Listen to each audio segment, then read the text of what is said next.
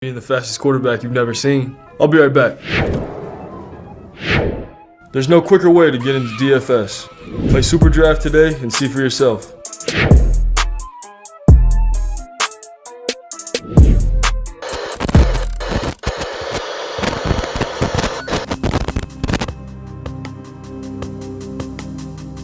We're behind. They're all fired up.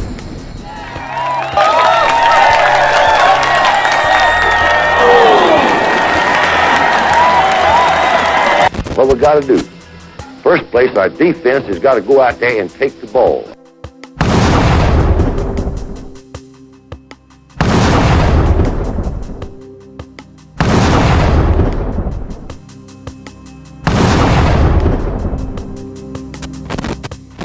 Then when we get the ball, we got to have 11 people that's going to do their job and try to score every time you get the football.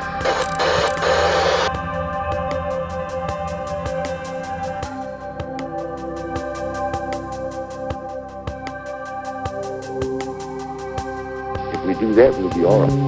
That will be all right.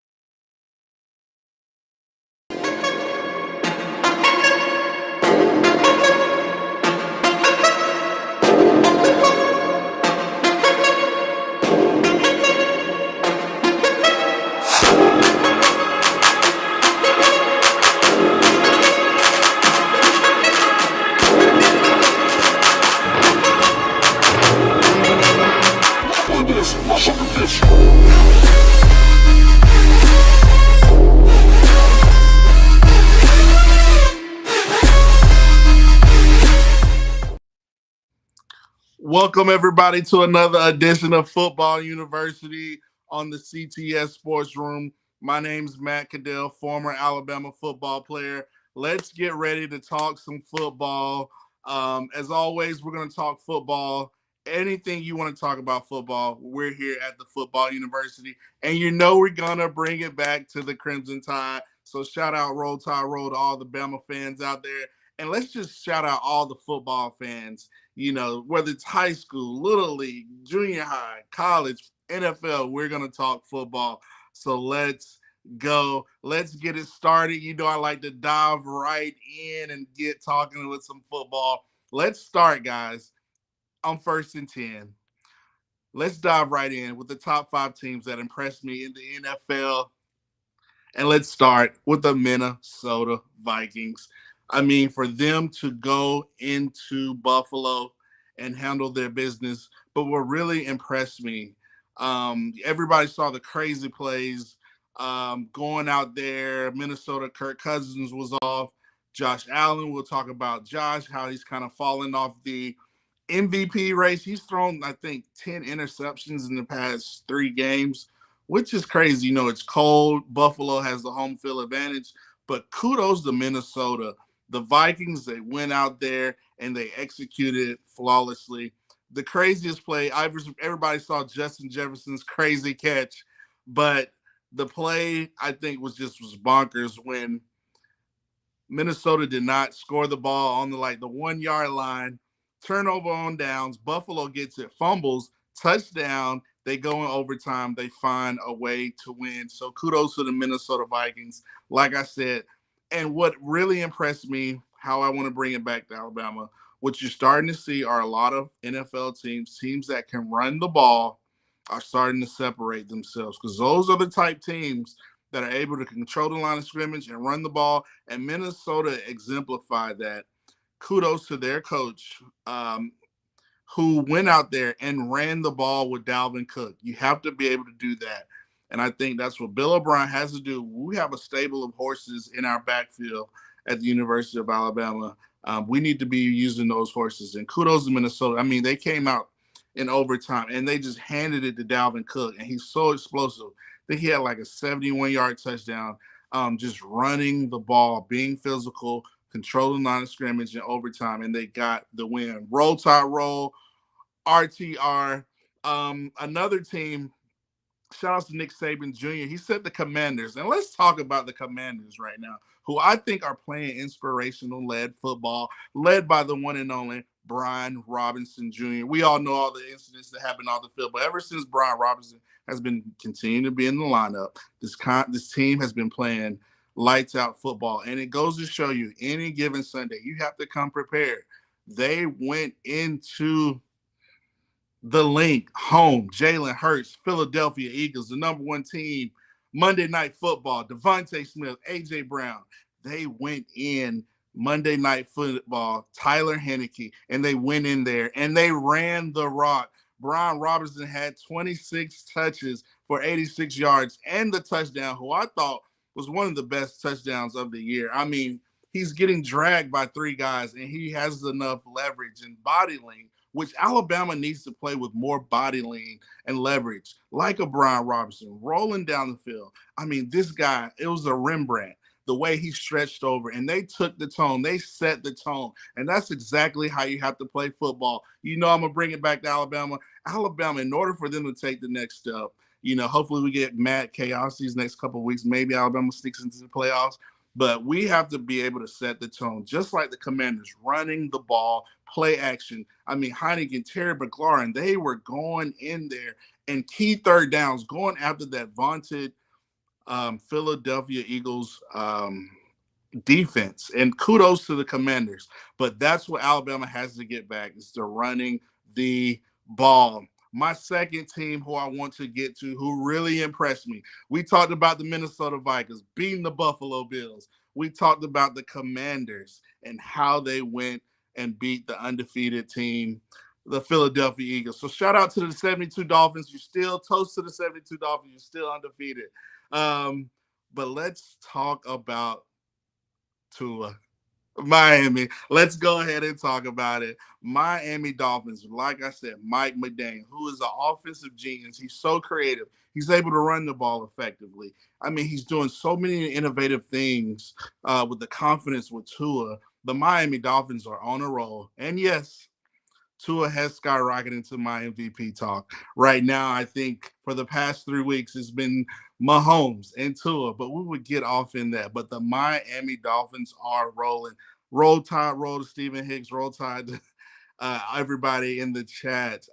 Everybody, put your teams, your concerns, questions in the comments on here at Football University. But the Miami Dolphins, I mean, they put a complete clinic. Tua has not thrown an interception in the past 3 games. He's thrown 9 touchdowns, I believe. His completion percentage is like 78, I believe, which is unreal. So I want Miami to continue to improve and get better. So that's what Alabama has to do. Like the Miami Dolphins, you have a Mike McDaniel who's a wizard.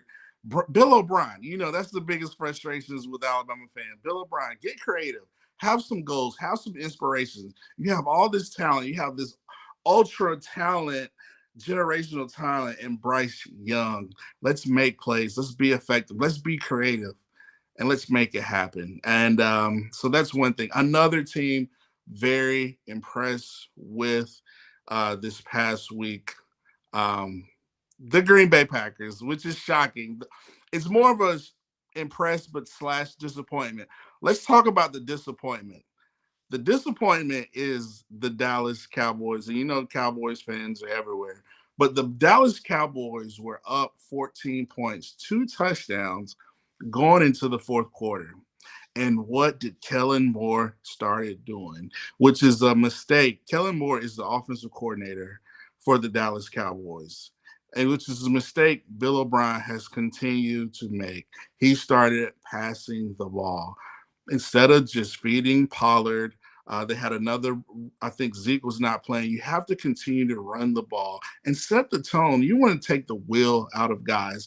And that's a lesson, I'm always going to bring it back to Alabama, but that's a lesson the Alabama football team, specifically Bill O'Brien, can learn, which is to continue to run the ball. But kudos to Green Bay Packers for going out there and basically shocking the world.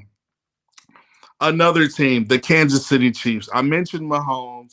I mentioned Patrick Mahomes, but they just went and showed you after they acquired Kadarius Toney. I mean, those guys are playing lights out. The offense is still clicking, I believe. Mahomes is just Mahomes. I mean, right now he's my probably leading candidate for MVP. Since we're talking MVP, I'm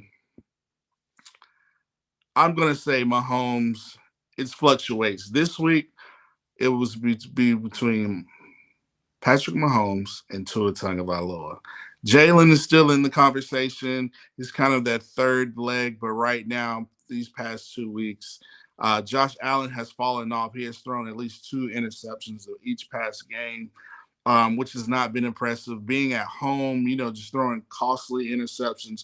I'm quite sure Buffalo is going to get those things ironed out. I think when Buffalo gets healthy on the defensive end, they're going to be impressive. So let's go to the chat room and let's catch up on these questions.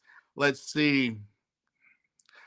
Nick Saban Jr. says, Dolphins offense is the type of offense I want to see Bama run. And I agree with you, Nick Saban Jr. I think what Alabama fans want to see is some creativity. You have so much talent. You have all this talent. Play to your players' strength. Let's get creative. Let's score points. Let's make it happen. Let's dictate to the defense, and let's not be so reactive. Let's take it to the defense and keep the defense on the heels. Let's say William Bryant says, do you think we will use our starters Saturday or we will start with Milroe? Good question. I think Bryce is practicing. I think the starters will play, but I do think it's important that we get Milroe. We get as many guys playing as possible. Let's rotate these guys. Let's run different packages. Let's use this as an opportunity, not only for the players to improve, but the coaching staff to improve and get creative, i.e. the coordinators. I'm going to continue to harp on how we need to improve on our coordinators. In football, it's not that hard. This is what we talk about at the football university. So thank you for that question. Let's see. Nick Saban Jr. says, Alabama has to get our tight ends more involved. Just look at the way the Chiefs use their tight ends. And Nick Saban Jr., thank you for bringing it back to the Chiefs. The Chiefs, you look at Eric Bieniemy, who we all know should be an NFL head coach. I mean, you look at some of the guys. This guy's an offensive wizard, and he uses tight ends. He uses different types of personnel. And I feel like that's what Bill O'Brien is lacking. Creativity, playing to his players' strengths. I mean, Cam Latu, he's a solid, really good tight end. Let's get him touches on the drives. Use that as a matchup where we can get the offense flowing and, just basically play matchups and let's be effective because you never know. If Alabama has a shot, we know we have to take care of Austin Peay and Auburn, but if we have some type of chaos where Alabama gets in the playoffs, we need to be prepared, all right? So that's all I'm saying. So, yes, please continue. Keep the questions coming. Back to the NFL, I want to talk about the Baltimore Ravens, another team I am impressed with. They have a program. They have a certain style of play, and that's what Alabama has to get back to.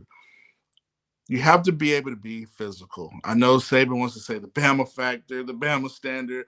We just got to get back and be physical football. We need to play to our defensive strengths. We need to hit people in the mouth. We need to be physical on front. We need to run the ball. And then we're going to be able to pass the ball. Again, we do have a guest tonight, Marvin Constant, the 1999 SEC champion, my great friend, awesome linebacker. He will be able to talk more about the defense, and we'll ask him some NFL questions, kind of get Marvin's name and thoughts. But yeah, the Baltimore Ravens, they will hit you in the mouth. They got acquired Roquan Smith with Patrick Queen. The defenses are flying around. And as you see, How to bring it back at Alabama? Greg Roman, the offensive coordinator, he plays to Lamar Jackson's strengths, and they're able to use the tight end. Mark Andrews, to Nick Saban Jr.'s point, Mark Andrews has been out, but Greg Roman knows how to run these quick pistol formations, one receiver, maybe two receiver tight end, but the tight end sets, the tight ends are making plays. They're using this kid named Isaiah Likely. He is really, really good. Now he's able to make catches. So that's what Bill O'Brien has to be able to do, play to his players' strengths, and let's move the ball and score points. Let's see. Another question. What do you think about the Jets, and what do you see that they're doing that Alabama can use? Basically, one thing I like about the Jets is basically their defense. I mean, you look at a Sauce Gardner, who could be up for defensive player rookie of the year. I mean, Alabama played this guy, him, Kobe Bryant in that secondary. Kobe Bryant's at the Seattle Seahawks. But you look at Sauce Gardner, and one thing I love about the New York Jets defense is their front four, their front seven sets the tone. Quinnen Williams, who's having an all-pro year. I mean, this guy cannot be stopped. C.J. Mosley at linebacker, physical, athletic, point of attack. Robert Saleh, the head coach, he's a defensive guy. He's coming from the San Francisco 49ers. He was DeMeco Ryans. When DeMeco was the linebackers coach, Saleh was the D coordinator. Defensive-minded guy that they were going to get the defense. You see, if you have the front four and you've got really good secondary, and if you put them in the right position, I feel like that's what Pete Golden is missing.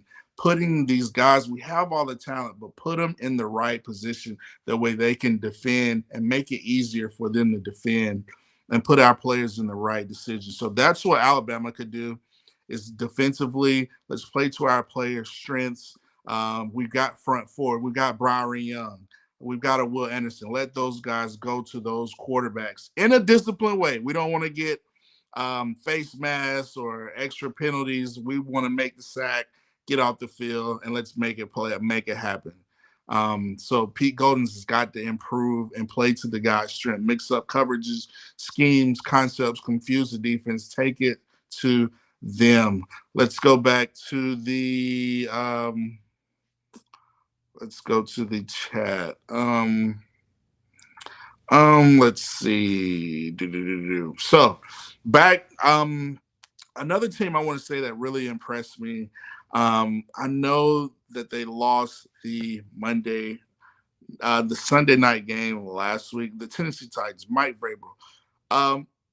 I gotta say, I want to say this. Mike Vrabel, he was a football guy, and you're starting to see a lot of football guys coaching. We saw Jeff Saturday, and then there was a lot of controversy with Jeff Saturday, but he's a football guy, and he was able to go out and get a win, 1-0 for the Indianapolis Colts with Matt Ryan against the Las Vegas Raiders. So that to me shows you Alabama, we've got to get more Alabama guys back in the program that can carry the traditions of what Alabama football is like. Keep the guys focused, and we can keep that culture, winning culture at Alabama. So another disappointment, Josh McDaniels and the Las Vegas Raiders. I don't know if they're tanking for Bryce. I don't know what it is, but right now they have the number 2 pick. It could be Will or Bryce.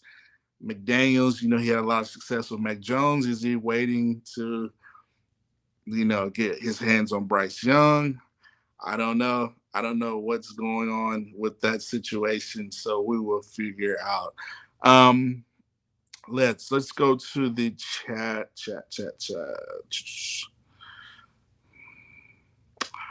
Roll Tide, Bama family, roll Tide. So we talked about the Chiefs, we talked about the Eagles, we talked about the Ravens, we talked about the Minnesota Vikings, and we feel like these are the things that you can bring back to Alabama. Alabama was able to get a great win versus Ole Miss. Kudos to Bama being able to get a win.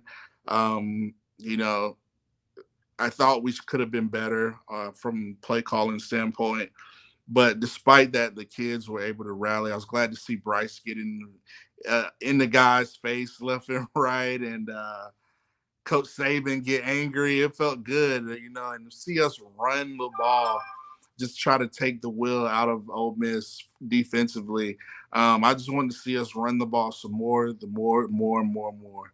Question right here. They said, do you think the 49ers made the right decision with Trey Lance? Because I think Jimmy Garoppolo is actually a solid player. Good point. Great question. I actually do believe I don't know about the whole Trey Lance issue, but I will say this. Jimmy Garoppolo, I mean, he has done nothing but win with the guys. The guys rally around him. Then they paid him, but I think Jimmy Garoppolo is just the better quarterback for the San Francisco 49ers, led under Kyle Shanahan. He might not be the most accurate or have all the arm talent in the world, but I think he fits what they want to do. Like I said, we have Marvin Constant coming up in here shortly. So have your questions. We'll be diving into Alabama, just linebacker defensive talk. Let's see. As Bama Girl said, Bama needs to act like they want to. I agree. They need to have that want to. They need to have that want to win. I believe the players showed that despite having crazy play calling from year two coordinators, they were able to win the game. And I hope they build on that because we're going to need it versus Auburn. We are going to need it. Quick question. They said, Junkins, who's from Alabama, do you think if Alabama had recruited him, would he have been able to play? Yes, I do believe he would have been able to play. But the question is, would Bill O'Brien call running plays? I mean, we have so many. That's my biggest issue. We have so many running backs. We have so many different styles of runners that we need to use them, get these guys the ball, get these guys rolling, get these offensive linemen rolling, controlling the line of scrimmage, being creative offensively, not being so shotgun heavy, getting in the pistol, getting under eye because you're protecting Bryce. Then if you want to protect Bryce, we can see those blitzes, throw something off on the defense. We got to get creative, get in I formation, get in pistol, mix it up, maybe have two back sacks, make it creative. I mean, he just needs to call me, or he just needs to listen to the Football University podcast. All right, listen to the Football University podcast. Somebody said, Winbred, can we get Bill O'Brien out of the booth? I say, not only can we get him out of the booth, can we get him out? Can we demote him? If it was me, I would be telling him, listen, the only thing I need you to do is get my coffee. All right. 2 creams, 2 sugars. That's all I want you to do. I will have the game plan myself, or if somebody else is calling the plays, because it shouldn't be this hard. We should be averaging about 45, 48 points a game. Defensively, we should be more effective with the guys playing to their strengths. We got to know our personnel. We have to know our personnel. And I feel like that's what our 2 coordinators are kind of lacking, is understanding personnel. Let's see. So let's talk about teams, and I kind of discussed teams that I've disappointed with in the NFL. I mean, the Cowboys. I mean, let's be honest. Like, you're going up 14 points. You have to run the ball. Kellen Moore, the offensive coordinator, run the ball. That's what Bill O'Brien has to do, and I know I keep harping on it. Run the ball. Ladies and gentlemen, we have the one and only Marvin Constant, Alabama great, legendary linebacker, joining us. Great friend of mine. Marvin, how are you doing? Welcome to the Football University. Hey, I'm great, man. What about yourself? Man, doing good, man. Listen, I need the book, man. I gotta get like my big bro Marvin. I gotta get the guns showing and everything. Marvin, thank you for joining, man. How's everything going? Man, everything's going well. No complaints at all. Awesome, man. Thanks for joining, man. It's always a pleasure. Here at Football University, man, we just talk football. And we started the first half just really talking in the NFL. I talked about, the Minnesota Vikings, and I like to bring it back, my observations and how we can bring it back to Alabama because, everybody, we got none but Bama fans and football fans. So, I was talking about how you have to be able to run the ball, be effective, but you're a defensive guy, and I know you just always know, like, the trends of the NFL or just great defense, like who are some teams that have won, like who just really impress you defensively that you look at, you like, man, that guy's playing, great linebacker play, but they're in a great scheme, if that makes sense. In the NFL, there are actually several teams that are playing great defense, but their offenses are just doing barely enough. One in particular will be the Detroit Lions. Detroit has been trending up. Wow. Look at Detroit. They haven't lost. They haven't been blown out in any game. They've been close in almost every game they played. And then this past week, who did Detroit play this past week? They played the Chicago Bears. They beat them in Windy City, my Soldier Field. Yeah. And they were down by 2 touchdowns at one point in the third quarter, and that defense stepped up, got them some turnovers, and they were able to turn around and win that game by 1 point. So Detroit is definitely one team. Another team is actually the Cleveland Browns. Cleveland, when they get back to Deshaun Watson, I think you'll see a completely different Cleveland team. If you look at what they did against Cincinnati and other teams against the Jets, Cleveland has actually been playing some pretty decent defense. It's just their offense has at times been good, at sometimes been bad. So, it just depends on the flip of the coin in which offense you're going to get. But their defense has definitely been playing some ball. And one team that I'll say plays well at times, but at other times you just don't know what you're going to get from them. But they should be the top defense in the league, if not top 3, will be the San Francisco 49ers. When they came down and Atlanta beat them, I was like, come on, you can't be a top-rated defense and lose to the Falcons. So, for me, those are 2 of the best 3 defenses in the league. Because when you look at other teams, the Vikings, yes, their defense is good. The Bills, their defense is good. The Chiefs, their defense is good. The Eagles, their defense is good. Washington is another team that has a great defense, in the right direction. And they finally were able to get enough offensive production to match their defense. But with those other teams that I just mentioned, like Buffalo, Minnesota, all these other teams, their offenses are high-powered enough to keep them in games. So their defenses probably get more credit than they deserve because their offense scores so many points that keeps them in the game. And when your offense is doing what it's supposed to do, it's keeping the other team's offense on the bench.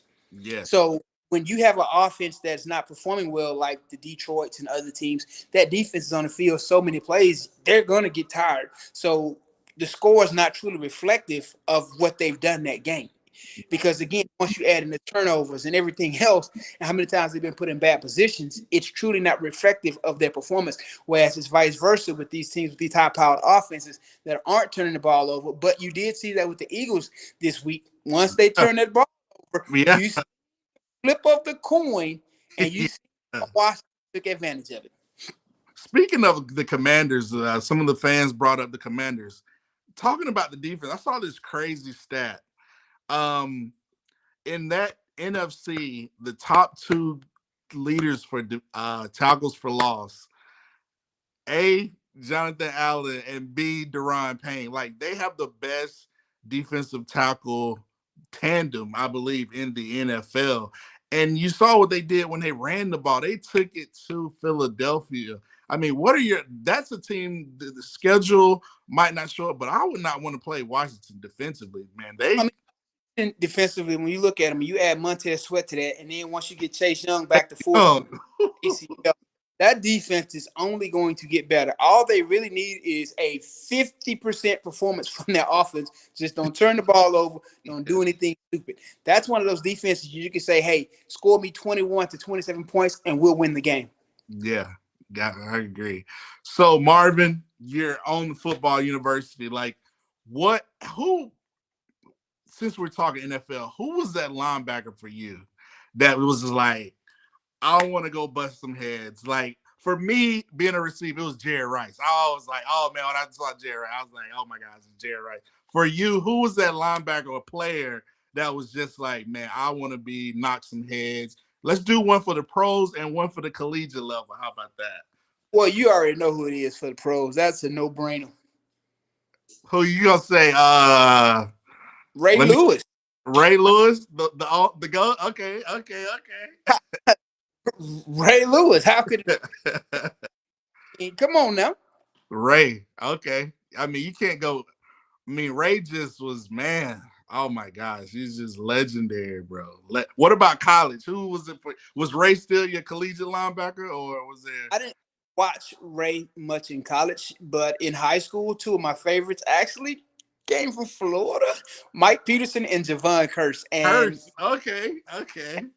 freshman year, I got to watch them up close and personal. Like, man, these are the guys who I've been watching the last school, man. And I watched Mike Peterson, Ian John David Phillips' career at Alabama. Man, that hit. Wow. Man, listen, John David Phillips is probably still having nightmares about that hit. Here, I watched him and Mike Peterson disable so many players on our team. Wow. I mean, they were picking people off at will. It was like, oh my God, man. I got so many questions for you, bro. Like, okay, we'll start before we get it. Let's start in talking about Bama. A Bama fan said, Marvin, what can Bama do to see if they get you as a DC? First, get rid of Pete Golden and then replace linebacker Henry Toa because he's not cut out, let alone SEC football. Yeah. You know, your middle linebacker is the weak point of your defense. You're never going to see the success you want because everyone knows every great defense, they had a middle linebacker who was an enforcer. And that enforcer was that food for that entire defense. Everybody fed off their play. When you know you got a middle linebacker who's going to go out there and lay people out and lay that wood, and he keeps everybody else motivated, that is the key to having a successful defense. If your middle linebacker is not nasty and the other team is not intimidated, nor do they fear him, you're in trouble. So, and the thing I always tell people when people say, well, you say this about Toa, blah, blah, blah. The truth is, here's the fact of the matter. In the 2 years Toa has been at Alabama, he's never been subject to a targeting review. If you've never had targeting called on no smoke, you ain't hitting nothing.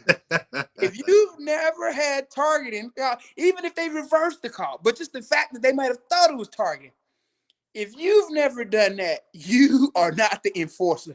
Because, you know, a lot of guys who I play with, they say, man, you probably wouldn't have finished the game if we had this targeting rule. Because, you know, it was all about boy. And, you know, he doesn't do that. So when the other team doesn't fear your middle linebacker, you'll see things like we seen this past week against Ole Miss. They ran the ball up the middle on us at will. Toa on the goal line got drug into the end zone at will. Against Tennessee, he closes his eyes and misses a tackle unblocked over the top in the hole, a shot where he should have buried that dude. Listen, man, you see that shot, the trainers are coming to get the damn running back, okay? Ain't no coming back for him. Oh, he's going to have to go sit out for at least 2-3 plays to get the birdies from stop flying. What? And you close your eyes and you miss? I'm like, oh my God. At least get a tackle for loss, but he didn't even do that. Like, he missed. And, you know, people say, you know, sometimes you're too critical. No, I'm not critical. Because you got to understand, when I play week in and week out, I'm playing Jamal Lewis, Travis Henry, Deuce McAllister, Rondell Mealy, Kevin Falk. I mean, James Johnson. The list. You seeing them dogs week in and week out. And they were all the same size as me. Man. You know, we were 240, 245. So, okay, you mentioned those running backs. Let's get into it. This is the football university.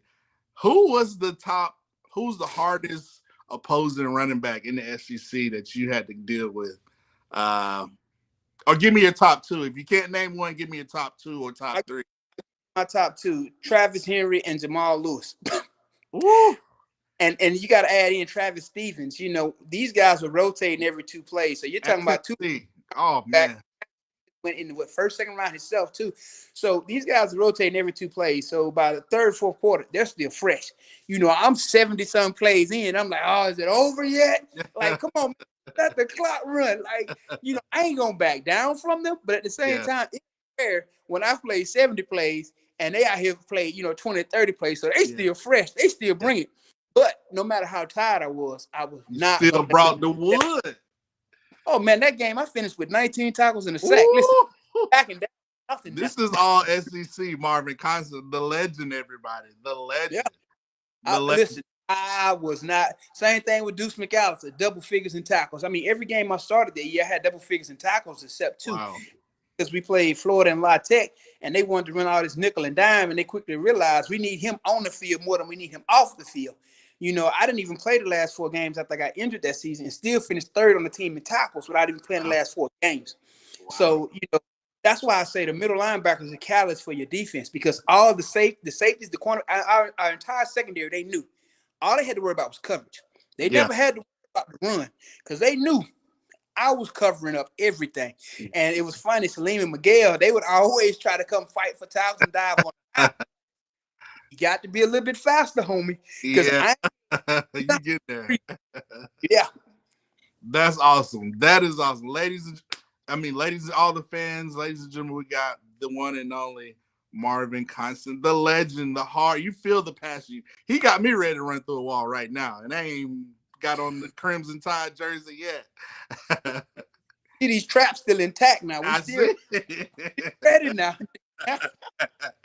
They said, Melissa Collins said, could Marvin stop you, Matt? Yeah, he could have stopped me. That's why I would have lined up outside and ran my tail off, run a go route and get away from Marvin, Hopefully I don't have to run a slant or anything across the middle. Because them linebackers, they don't play. They waiting for receivers to come across, okay? Listen, I'll tell you a funny story. So when we played Florida in the swamp, like I said, they learned a lesson when we played La Tech, a lot of that, dime, nickel stuff where like we need them on the field more than we need them off the field. So we're playing Florida.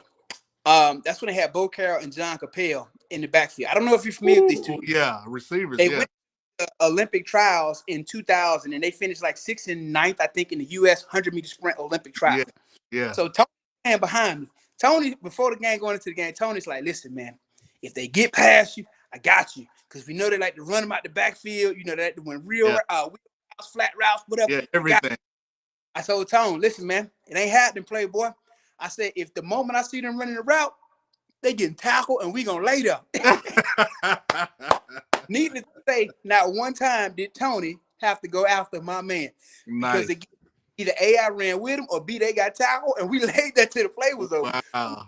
You are not getting past me. I don't care how fast you are. Yeah. That's awesome, man. That is awesome. Nick Saban Jr. said, Matt, what about McFadden and Felix Jones, Peyton Hillings? Man, we play Arkansas, man.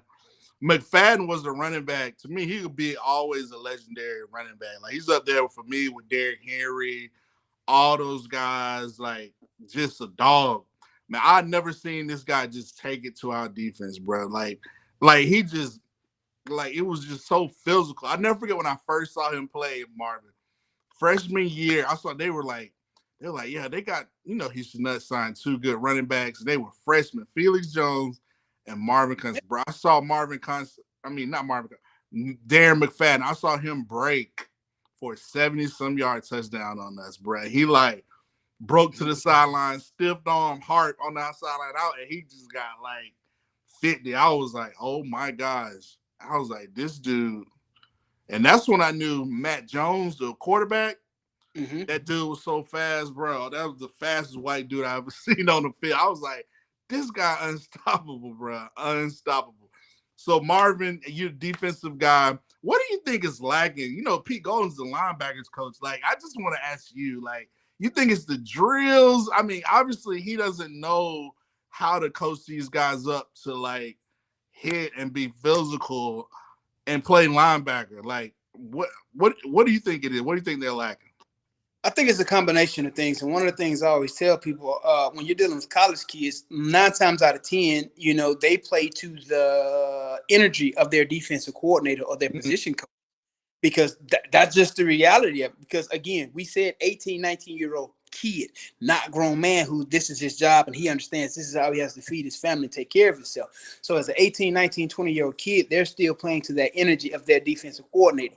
You go back and you look at Georgia, you look at Will Muschamp, you look at Kirby, you look at that energy and how they fire these guys up and they motivated. You look at Pete, and Pete looks lost most of the time.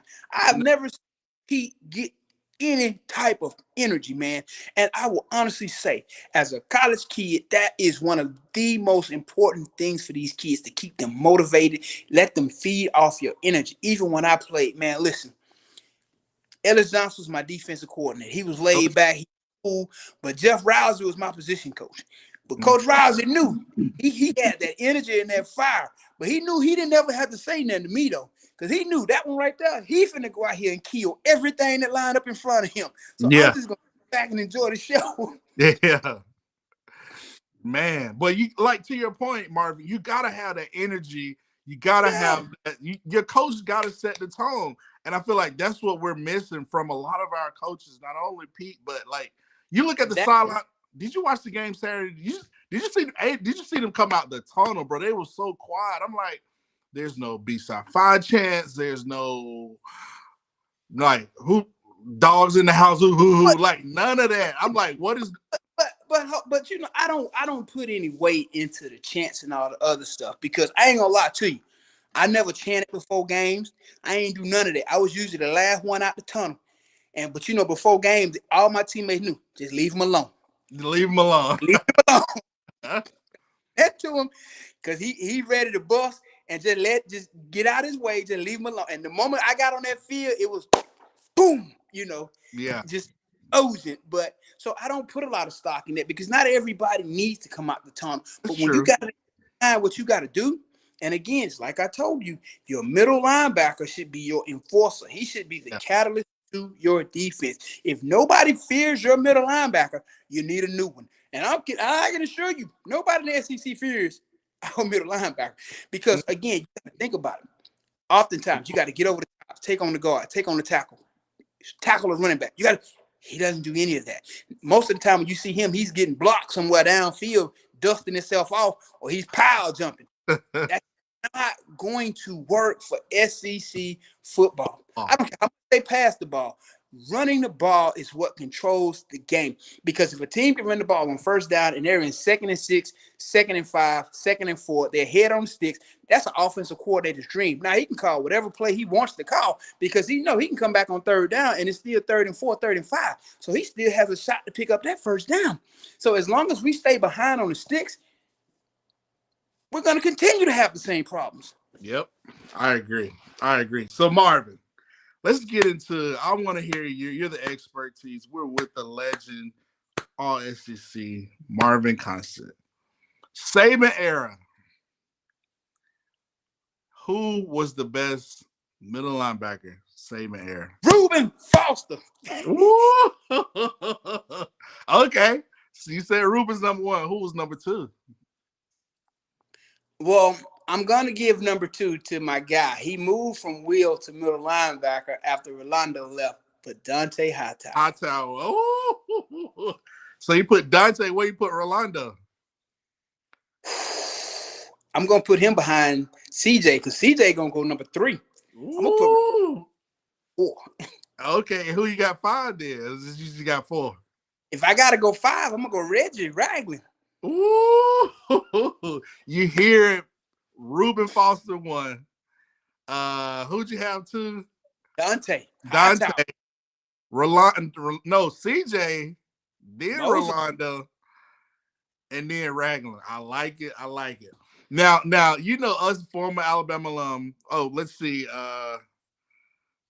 They said our defensive players are lighter in size and impacting how we are playing right now. Yeah, I feel like we don't have guys that fit how we want to play. Hey man, that's a BS excuse. Listen, lighter size means nothing. You 235, 240, you good to go. Hell, I played at 245. So all that lighter in size don't mean nothing, man. Listen, either you're gonna do your job or you're not. It's right. Ain't the fight in the dog, it's the size of the fight in the dog, not the size of the dog in the fight. Remember that. Hey, Marv, you know how we get former Alabama alum, we get around the old heads, conversations come up about who's the greatest defense to ever come through Bama. And so my argument has always been 92. I just feel like 92 defense probably was the best to ever come through Bama. What is your take? What is your thoughts? And how do you view that conversation?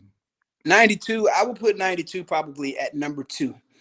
Number 1 defense has to be the 2011 defense at Alabama. Statistically, man, they gave nothing. They lost one game to LSU in a field goal fest, 9-6. When they got a chance to redeem themselves, they beat LSU 21-0. That defense didn't give up nothing. Yeah. Nothing. Okay. I heard that. I'm a roll with it. So we're gonna kind of wind it down. So Alabama has Austin P. What do you want to see from Bama, this week, or what do you want to see? But specifically, if you had your wish list of what you want to see for Bama on Saturday, going into Auburn next week. Honestly, there's nothing that I really want to see from them this season. For me, they have to want to see it for themselves at this point in the season. After you've lost 2 games, it's like my coach used to say, it's a gut check. How bad do you want it at this point? Are you playing for self? Are you playing for team? What is your motivation? What is your purpose here? So there's not anything personally that I want to see, because what I want to see is not going to happen, because Pete still has a job. Henry still starting middle linebacker. So outside of them 2 things, there ain't nothing that I want to see. But, they have to want to see it, because, again, if they don't want it, this is the time when you're going to see them get exposed. You're going to see an Auburn team that just beat Texas A&M. They're riding a high. And for them, if they can beat Alabama, that will be the highlight of their season. So they're going to come exclusive with every damn thing they got. Nothing to lose at all. So they better want it for themselves, because if they don't, they're going to get embarrassed. I agree. I would agree.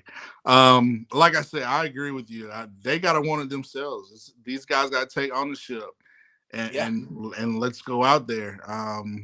Have a question. They say, do you think the team wants it themselves though? Like, do you think they have enough, leaders, or enough, want to go out there and perform at a high rate and get better and get ready for Auburn?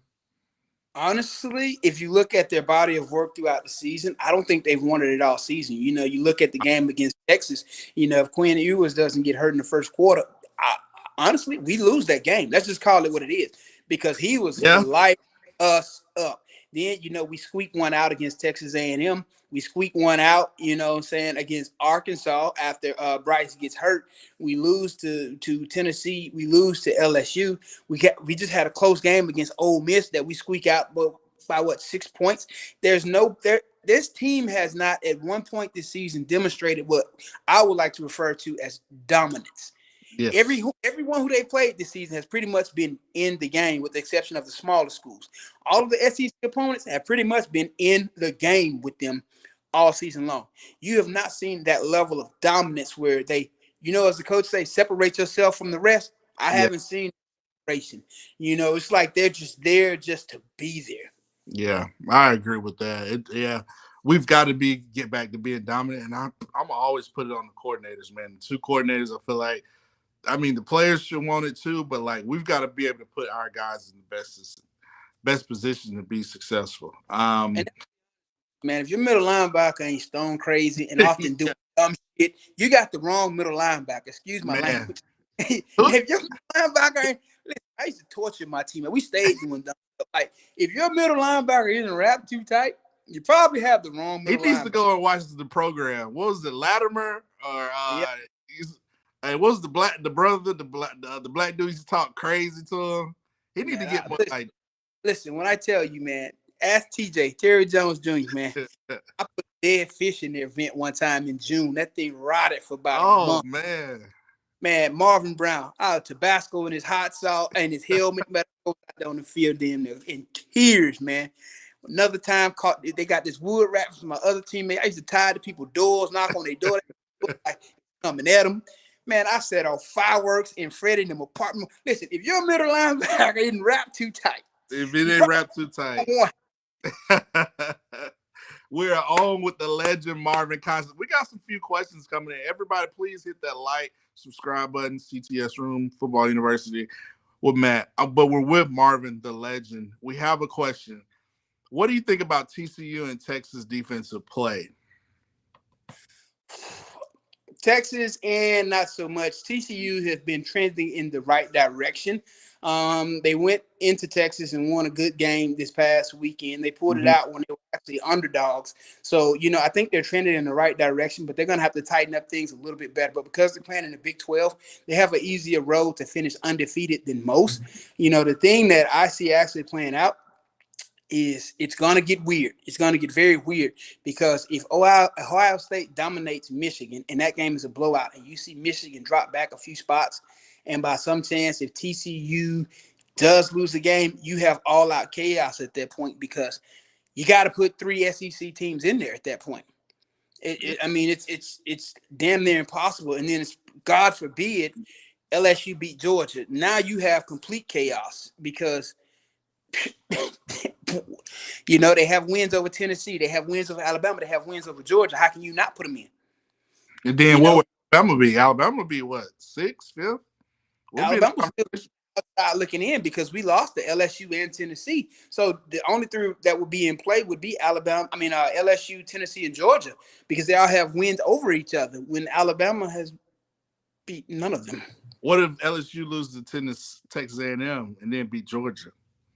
Well, if they lose to Texas A&M, then that's a moot point at that point because they have 3 losses. So, even if they beat Georgia, I see them being on the outside looking in as a 3-loss team. Yeah. Team in the playoff, let alone the 3-loss team. Yeah. Good question. So what do you think? One last question for you. We'll let you go, Marvin. What do you think Alabama has to do to beat Auburn? What do you think it's going to take to beat Auburn? Okay, let's start there with those 2 things. Fire Pete, and what was the second one? Get rid of Bill. Get us a real middle linebacker because I'm sorry, man, if your middle linebacker is not your enforcer, you're gonna have problems. I mean, that's just the reality of it, man. Yeah. And he's not an enforcer, man. Teams run the ball on us at will, and as long as teams can get ahead on the sticks on first down with us, we're never gonna do what we need to do defensively. Wow. Well, listen, Marvin, stay on. Don't go anywhere.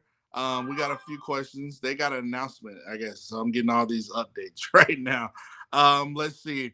So this Nick Saban Jr. says Nick Saban needs to get back to Junction Boys. I need Coach Saban just to be more in like war crazy mode. Like he needs to be more like a general and be a little bit more militant around there and make sure he got these guys ready and rolling, specifically his coaches. Like, to me, I think that's the frustrating part that all Alabama fans see. What are your thoughts, Marvin?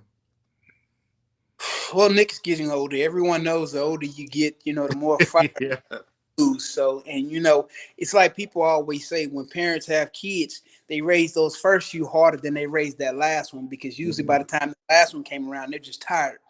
I think you're seeing a lot of that trending in coaching as well. Oh, wow. Well, got a big announcement, Marvin. They want to say that we just hit 20,000 subscribers. They want to say thanks to all the fans, thanks to all the audience. Joey wants to say something. He wants to know that if Marvin we hit 20,000, we hit 2,000. 2,000. Oh, we didn't hit. I was like 20,000. No, if we was hit 20,000, we'll have freaking Joe named it on, not Marvin Constant. Oh, you gonna take that, Marvin? It is what it is. Give me Marvin. I love you, Marvin. Give me. Marvin knows I got nothing but love. Listen, no, seriously, the reason why we want you to stick around is because you helped build the CTS. This is an amazing moment for us because it took 2.5 years for us to hit this moment. Back when Raphael, me, and Marvin it was just me, Raphael, and Marvin doing this.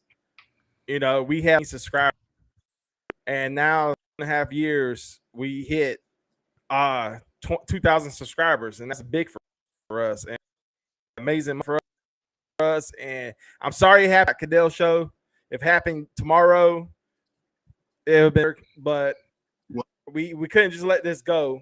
I want to thank everybody who's been watching and sticking with us. 2,000 is big. I want to thank Marvin, and of course, we want to thank the living legend Matt Caddell for doing the show because we couldn't get 2,000 subscribers if we didn't have on the show right now. So, Matt, Marvin, we love you. And with that said, we'll go go back to Alabama.